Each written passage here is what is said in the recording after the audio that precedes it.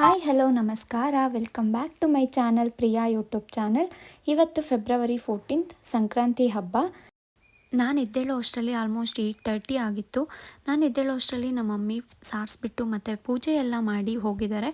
ಅವರು ದೇವಸ್ಥಾನಕ್ಕೆ ಹೋಗಿದ್ದಾರೆ. ಇವಾಗ ಮಧ್ಯಾಹ್ನ ಅಷ್ಟರಲ್ಲಿ ಬರ್ತಾರೆ.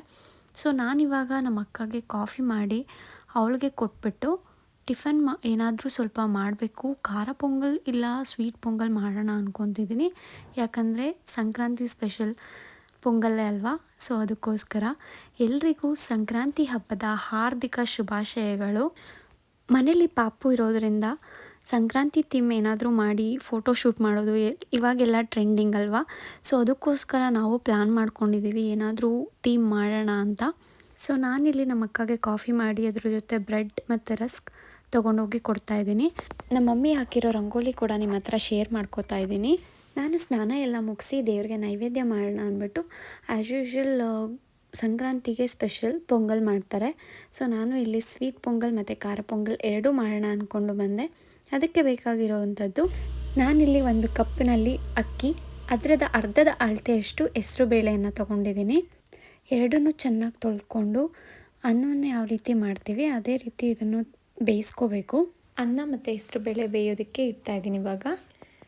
ಇವಾಗ ಯಾವ ಕಪ್ಪಲ್ಲಿ ಅಕ್ಕಿ ತೊಗೊಂಡಿರ್ತೀವಿ ಅದೇ ಕಪ್ಪಲ್ಲಿ ಬೆಲ್ಲ ತೊಗೋಬೇಕು. ನಮ್ಮ ಸ್ವೀಟ್ಗೆ ತಕ್ಕಂತೆ ನಾವು ಬೆಲ್ಲನ ಹಾಕ್ಕೋಬೋದು. ಮತ್ತು ಒಂದು ಏಲಕ್ಕಿನ ಚಚ್ಕೊಂಡು ನಾನು ಅನ್ನದೊಳಕ್ಕೆ ಹಾಕ್ಕೋತಾ ಇದ್ದೀನಿ.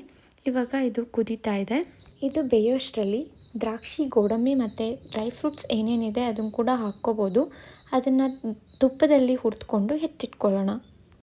ನಾನು ಇದಕ್ಕೆ ದ್ರಾಕ್ಷಿ, ಗೋಡಂಬಿ, ಪಿಸ್ತಾ, ಬಾದಾಮಿ ಮನೇಲಿ ಏನೇನಿತ್ತು ಅದೆಲ್ಲ ಆ್ಯಡ್ ಮಾಡ್ಕೊಂಡಿದ್ದೀನಿ. ಇದನ್ನು ಇವಾಗ ಗೋಲ್ಡನ್ ಬ್ರೌನ್ ಕಲರ್ ಬರೋವರೆಗೂ ಚೆನ್ನಾಗಿ ಹುರಿದಿಟ್ಕೊಂಡು ಎತ್ತಿಟ್ಕೊತಾ ಇದ್ದೀನಿ. ಮತ್ತು ಇವಾಗ ಇನ್ನೊಂದು ಪಾತ್ರೆನ ಕಾಯೋದಕ್ಕೆ ಇಟ್ಕೊತಾ ಇದ್ದೀನಿ. ಅದಕ್ಕೆ ನಾವು ಡ್ರೈ ಫ್ರೂಟ್ಸ್ನ ರೋಸ್ಟ್ ಮಾಡ್ಕೊಂಡಿರೋವಂಥ ತುಪ್ಪ ಇರುತ್ತಲ್ವ ಅದನ್ನು ಕೂಡ ಇದಕ್ಕೆ ಆ್ಯಡ್ ಮಾಡ್ಕೊತಾ ಇದ್ದೀನಿ. ಮತ್ತು ಇದಕ್ಕೆ ಸ್ವಲ್ಪ ನೀರನ್ನು ಕೂಡ ಆ್ಯಡ್ ಮಾಡ್ತಾ ಇದ್ದೀನಿ. ನಾನಿಲ್ಲಿ 2 ಕಪ್ ನೀರನ್ನು ಸೇರಿಸ್ತಾ ಇದ್ದೀನಿ. ನಾನು ಯಾವ ಕಪ್ಪಲ್ಲಿ ಅಕ್ಕಿನ ತೊಗೊಂಡಿದ್ದೆ ನೋಡಿ ಆ ಕಪ್ಪಲ್ಲಿ 2 ಕಪ್ ಸೇರಿಸ್ಕೊತಾ ಇದ್ದೀನಿ. ಆ ನೀರಿಗೆ ನಾನಿವಾಗ ತೊಗೊಂಡಿರೋ ಬೆಲ್ಲವನ್ನು ಹಾಕಿ ಚೆನ್ನಾಗಿ ಬೆಲ್ಲ ಕರಗೋವರೆಗೂ ಕುದಿಸ್ಬೇಕು. ಇವಾಗ ನೀವು ನೋಡ್ತಿರ್ಬೋದು ಇಲ್ಲಿ ರೈಸ್ ಕೂಡ ಆಗಿದೆ ಮತ್ತು ಇಲ್ಲಿ ಪಾಕ ಕೂಡ ಆಗಿದೆ. ಸೊ ಇವಾಗ ಇದನ್ನು ರೈಸ್ನ ಪಾಕಕ್ಕೆ ಮಿಕ್ಸ್ ಮಾಡಿದ್ರೆ ಮುಗೀತು. ಲಾಸ್ಟಲ್ಲಿ ನಾನು ಇದಕ್ಕೆ ಕೊಬ್ಬರಿ ತುರಿ ಕೂಡ ಆ್ಯಡ್ ಮಾಡಿದ್ದೀನಿ. ಆ ಕ್ಲಿಪ್ ಮಿಸ್ ಆಗಿದೆ. ಇದನ್ನು ಸ್ವಲ್ಪ ಕುದಿಸಿ ಎತ್ತಿಟ್ರೆ ಸಿಹಿ ಪೊಂಗಲ್ ರೆಡಿನೇ ಆಗಿಬಿಡುತ್ತೆ. ನೆಕ್ಸ್ಟ್ ನಾವಿವಾಗ ಖಾರ ಪೊಂಗಲ್ಗೆ ಏನೇನು ಬೇಕು ಅಂತ ನೋಡೋಣ. ಅದೇ ಕಪ್ಪಲ್ಲೇ ಅಕ್ಕಿ ಮತ್ತು ಹೆಸರು ಬೇಳೆಯನ್ನು ತೊಗೊಂಡಿದ್ದೀನಿ.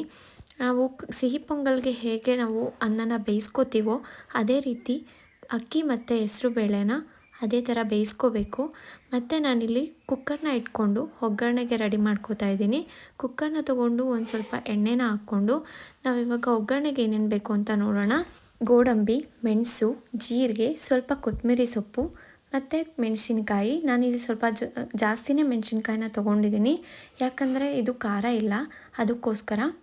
ನಾನು ಇದಕ್ಕೆ ಮೊದಲು ಸಾಸಿವೆನ ಹಾಕ್ಕೊಂಡಿದ್ದೀನಿ. ಸಾಸಿವೆ ಸಿಡ್ಲಿದ ನಂತರ ನಾವು ಒಗ್ಗರಣೆಗೆ ಏನೇನು ತೆಗೆದುಕೊಂಡಿದ್ವೋ ಅದನ್ನು ಒಂದೊಂದಾಗೆ ಹಾಕ್ಕೋಬೇಕು. ಕೊನೆಗೆ ಸ್ವಲ್ಪ ಕೊತ್ತಂಬರಿ ಸೊಪ್ಪು ಉಳಿಸ್ಕೋಬೇಕು. ನಂತರ ಈ ಒಗ್ಗರಣೆಗೆ ಮನೇಲೇ ಮಾಡಿಟ್ಕೊಂಡಿರೋ ಅಂಥ ಶುಂಠಿ ಬೆಳ್ಳುಳ್ಳಿ ಪೇಸ್ಟ್ ಕೂಡ ಹಾಕ್ಕೊಂಡು ಚೆನ್ನಾಗಿ ಇದನ್ನು ಬಾಡಿಸ್ಕೊಳ್ತಾ ಇದ್ದೀನಿ.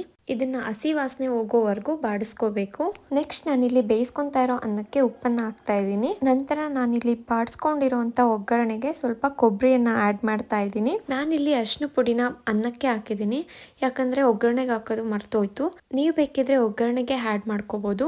ರೈಸ್ ಫುಲ್ಲು ಕುಕ್ ಆದಮೇಲೆ ಅದನ್ನು ಒಗ್ಗರಣೆಗೆ ಟ್ರಾನ್ಸ್ಫರ್ ಮಾಡಿ ಮೇಲೆ ಸ್ವಲ್ಪ ಕೊತ್ತಂಬರಿ ಸೊಪ್ಪು ಹಾಕಿ ಸ್ವಲ್ಪ ಹೊತ್ತು ಕುದಿಸಿದ್ರೆ ಖಾರ ಪೊಂಗಲ್ ರೆಡಿನೇ ಆಯಿತು. ನೀವು ನೋಡ್ತಿರ್ಬೋದು ಇವಾಗ ಖಾರ ಪೊಂಗಲ್ ಮತ್ತು ಸ್ವೀಟ್ ಪೊಂಗಲ್ ಎಷ್ಟು ಚೆನ್ನಾಗಿ ಕಾಣಿಸ್ತಿದೆ ಅಂತ. ಟೇಸ್ಟ್ ಮಾತ್ರ ಅದ್ಭುತವಾಗಿ ಬಂದಿತ್ತು. ನೀವು ಮನೇಲಿ ಒಮ್ಮೆ ಟ್ರೈ ಮಾಡಿ ಹೇಗಿದೆ ಅಂತ ಹೇಳಿ.